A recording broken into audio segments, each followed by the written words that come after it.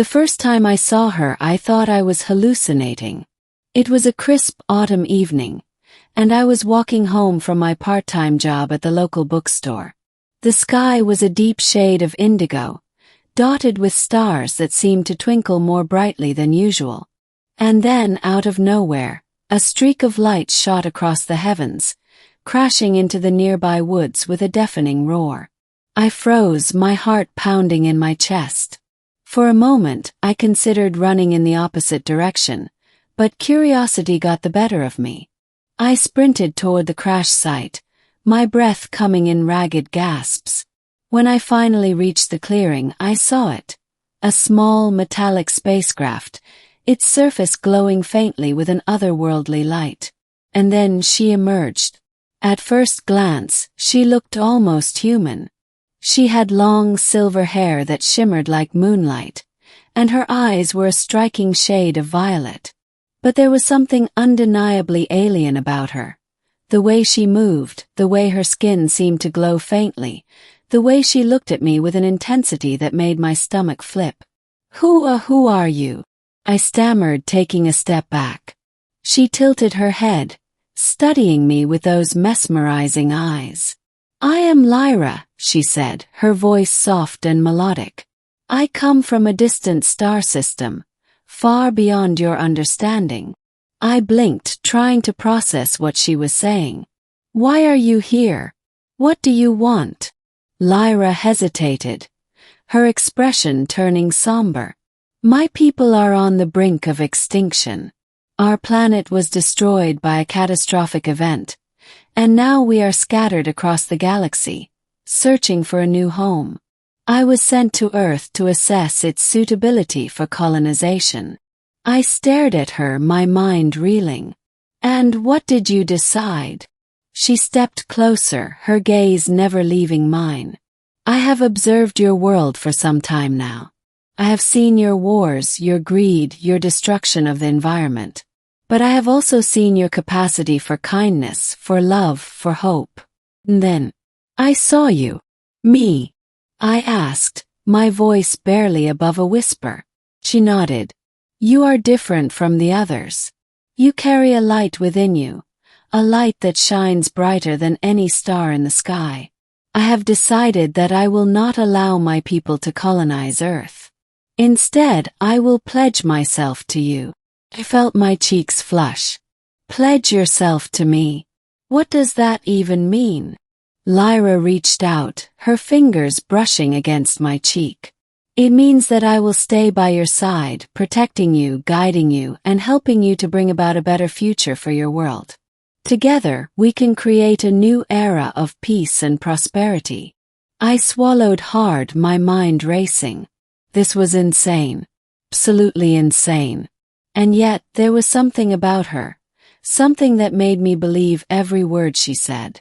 "Okay," I said finally, my voice trembling. "I'll do it. I'll help you." Lyra smiled, and for the first time, I saw a glimmer of hope in her eyes. "Thank you," she said softly. "You will not regret this." Over the next few weeks, Lyra and I became inseparable. She moved into my small apartment, and though she didn't need to eat or sleep, she insisted on accompanying me everywhere I went. At first I was worried about how others would react to her, but Lyra had a way of blending in, of making people see what they wanted to see. To my co-workers, she was just a quiet, mysterious girl with an unusual fashion sense.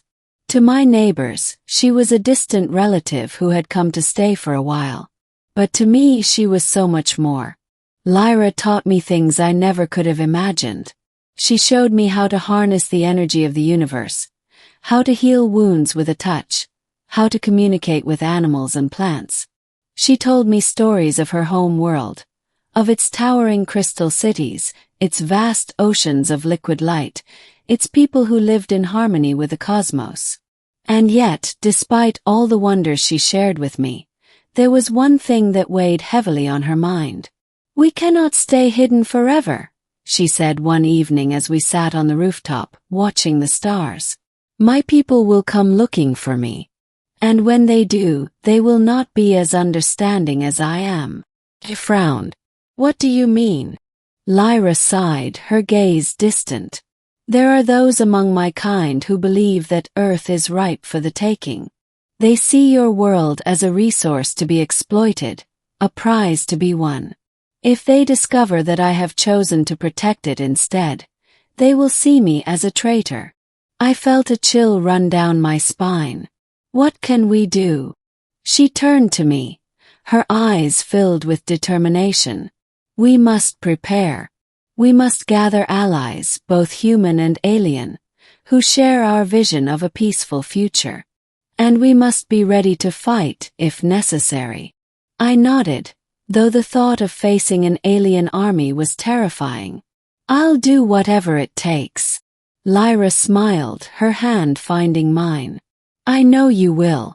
That is why I chose you. The days turned into weeks, and the weeks into months. Lyra and I worked tirelessly to build a network of allies, reaching out to scientists, activists, and even other aliens who had been living in secret on Earth. Together, we developed a plan to protect the planet from Lyra's people. A plan that involved using the very technology they had intended to use against us. But as the time of their arrival drew near, I couldn't shake the feeling of dread that had settled in my chest. I knew that no matter how prepared we were, there was no guarantee that we would succeed. And then one fateful night they came. The sky lit up with a blinding light as dozens of spacecraft descended upon the city. The air was filled with the sound of sirens and the panicked cries of people running for cover. Lyra and I stood on the rooftop, watching as the ships landed in the distance. This is it, I said, my voice trembling. What do we do now? Lyra took a deep breath, her eyes filled with resolve. We stand our ground. We show them that Earth is not theirs to take. With that, she raised her hand, and a beam of light shot into the sky, signaling to our allies that the time had come. One by one, they emerged from the shadows, humans and aliens alike, united in their determination to protect the planet. The battle that followed was unlike anything I had ever experienced. The air was filled with the crackle of energy weapons, the roar of engines, and the cries of the wounded. Lyra fought with a ferocity that took my breath away, her powers lighting up the night sky as she took down enemy after enemy. But despite our best efforts, it soon became clear that we were outnumbered. The alien forces were relentless, their technology far superior to anything we had. As the battle raged on, I began to lose hope. And then something incredible happened. One of the alien ships suddenly broke formation, turning its weapons on its own kind. The other ships hesitated, confused by the sudden betrayal. And then, one by one, they began to do the same. Lyra turned to me, her eyes wide with surprise. They're joining us. I stared at the scene before me, unable to believe what I was seeing. The alien forces were turning against each other, their ships exploding in brilliant bursts of light as they fought amongst themselves. How is this possible? Yes. Lyra smiled, her eyes filled with tears. They have seen the truth. They have seen that Earth is worth protecting.